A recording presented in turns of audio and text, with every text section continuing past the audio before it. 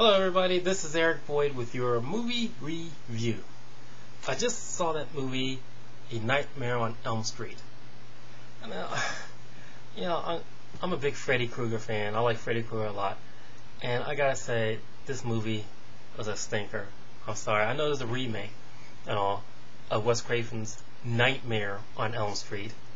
Now this one is called A Nightmare on Elm Street. But anyway, same character, same stuff, blah blah blah. Anyway, I gotta say that this... Oops, did I press stop?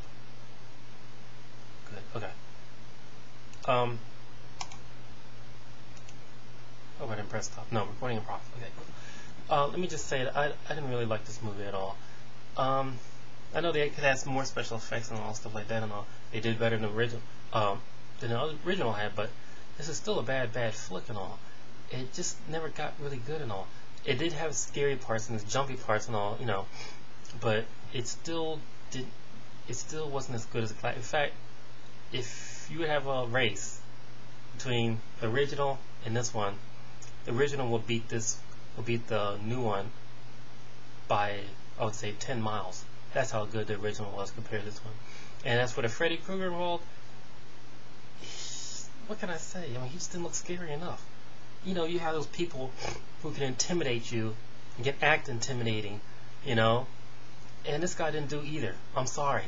I gotta say that Robert Englund, the person who played Freddy Krueger, did the best job in the world.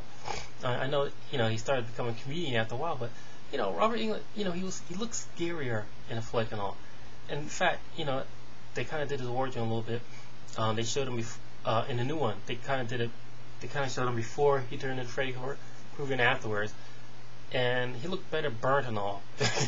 I guess you're saying that he was ugly, and yeah, he was ugly both ways and all. But you know, what can I say? He just didn't look good after he was burned, and he looked uglier before he was burned. Okay, I'm sorry, this movie just wasn't good, and the ending looked like it was really rushed and all. It wasn't all that good and all. It looked like they could have done a lot more. They could have done a better job with it, but it just didn't come through. And they tried to add some original parts to the new one, and it just didn't work out that way. It didn't work out that good. Having some of the original scenes and stuff like that in the movie, like in the bathtub scene when the hand comes out of the in the water between her legs and all. that just wasn't scary. You know, and a lot of the scenes, I mean, it looked like it could have been a lot scarier. It just didn't come in very good. I'm sorry, I have to give this movie a thumbs way down. You know, a lot of people, I admit, try to do better. When they do a remake, they try to make it fantastic, try to make it better than the original, but this one didn't even come close. Like I said, it just wasn't good. Halfway through the movie, I've already made my decision.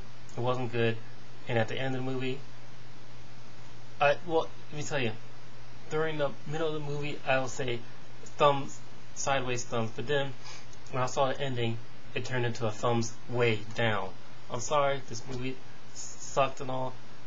Perhaps they could do another one, you know, a little more scary scenes and stuff like that, but I seriously doubt it.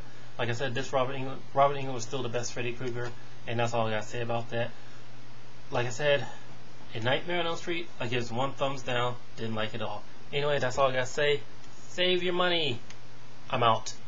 This is Eric Boyd, your movie review. Sorry, folks, I'm home today.